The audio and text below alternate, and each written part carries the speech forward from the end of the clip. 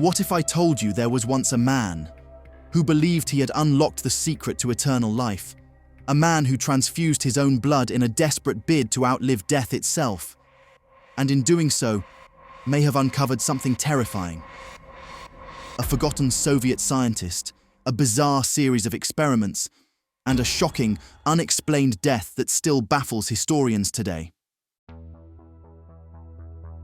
Alexander Bogdanov wasn't just any scientist. He was a visionary, a revolutionary, a man obsessed with the idea that human aging could be reversed. In the early 20th century, while the world was still grappling with the idea of blood transfusions, Bogdanov believed he had found something more, a key to biological immortality. But what happened next is where things get disturbing. Because after a series of self-experiments, Bogdanov vanished. His death was recorded, but the details, shrouded in mystery. And some say he never really died at all.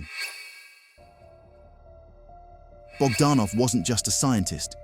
He was a physician, a philosopher, even a science fiction writer. But his real obsession: blood. He theorized that by exchanging blood between young and old individuals, he could rejuvenate cells, slow aging, maybe even reverse it. Sounds crazy, right? Well, what if I told you his experiments actually worked? It was the year 1926. Deep inside a Soviet medical institute, Alexander Bogdanov prepared for one of his most daring experiments yet. He wasn't just testing a theory, he was using himself as the subject. This was no ordinary blood transfusion. It was an attempt to reverse aging itself. Unlike modern blood transfusions, which focus on replacing lost blood, Bogdanov's approach was radical. He believed that swapping entire circulatory systems between individuals, especially from younger donors to older subjects, could literally regenerate the body. On this particular occasion, Bogdanov selected a young, healthy donor, one of his own students. He methodically extracted the young man's blood and replaced a portion of his own with it. The procedure, though crude by today's standards, was groundbreaking for its time. Within weeks of the transfusion, Bogdanov reported extraordinary changes. His chronic fatigue, gone. His eyesight, which had been slowly deteriorating due to age, had improved. Even more bizarre, his hair, which had started graying, seemed to regain some of its natural color. This wasn't just placebo. Other witnesses confirmed that he appeared healthier, more energetic, and even mentally sharper. Bogdanov himself documented these effects meticulously in his research notes, convinced that he had stumbled upon something that could change the future of human biology. And that's when things got interesting. Because suddenly, Soviet officials started paying very close attention. Word of Bogdanov's success reached the Kremlin. His theories aligned eerily well with Soviet transhumanist ambitions, ideas of enhancing the human body, pushing the limits of science, even creating the perfect Soviet superhuman. Then, something changed. In 1928, after another routine transfusion, Bogdanov suddenly fell gravely ill. Within days, he was dead. Official cause? Hemolytic reaction due to incompatible blood. But those who knew him, they weren't buying it. Official reports claimed it was a bad batch of blood, a tragic accident. But others, they whisper about something far more sinister or tragic. Here's where it gets even stranger. What if Bogdanov didn't die? What if he discovered something so extraordinary, so dangerous, that the Soviet government erased him from history? In the years following his death, whispers of blood rejuvenation experiments continued in classified Soviet projects. Some theories even suggest that Bogdanov's work laid the foundation for something much bigger, an underground program designed to create immortal soldiers. So, here are some theories to what may have happened to Alexander. The official explanation was simple. Bogdanov transfused himself with incompatible blood, leading to a severe immune reaction known as hemolysis, where the body destroys its own red blood cells. It's a well-documented medical condition, and in an era before advanced blood typing, It was a real risk. But here's the problem. Bogdanov had already undergone at least 11 transfusions without any issues. He was meticulous in his research and methodology. If he was so careful before, why would he suddenly make such a catastrophic mistake? Hard to believe.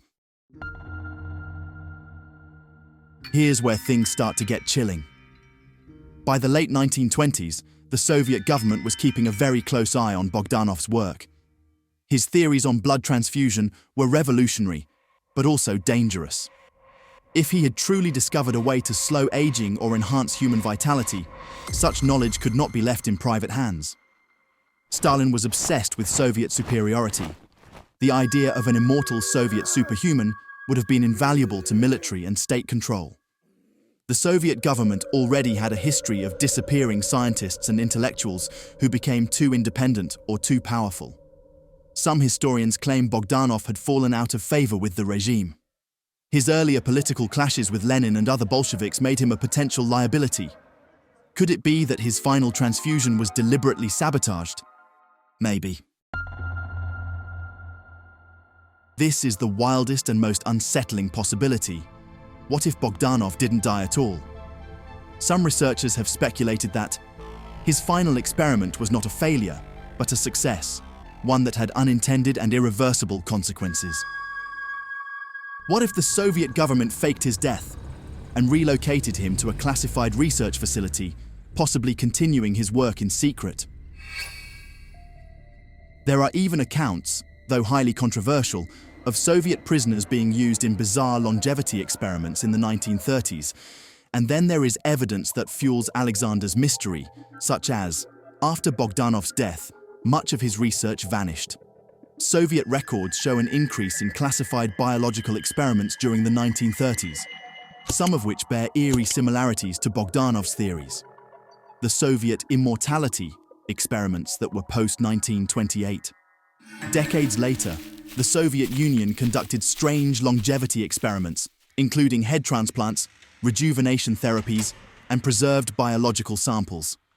Soviet scientist Vladimir Demikov performed bizarre transplants, including creating a two-headed dog in the 1950s. Could this have been inspired by earlier, classified work? Very plausible. And lastly, witness testimonies. Some defectors claimed they heard whispers about a doctor who had discovered too much and was removed from history. Others reported seeing Soviet soldiers undergoing strange medical enhancements during World War II, possibly linked to early human experimentation, to create the superhuman soldier. So, did Alexander Bogdanov simply make a fatal mistake? Or was he silenced for knowing too much? Was he murdered? Or did his work live on, hidden deep within Soviet classified projects? And if he truly had unlocked the key to longevity? What if someone, somewhere, is still using it today? What do you think? Drop your thoughts in the comments, and if you want to uncover more secrets they don't want you to know, hit that subscribe button. Because trust me, this is only the beginning. Take care and remember, stay curious.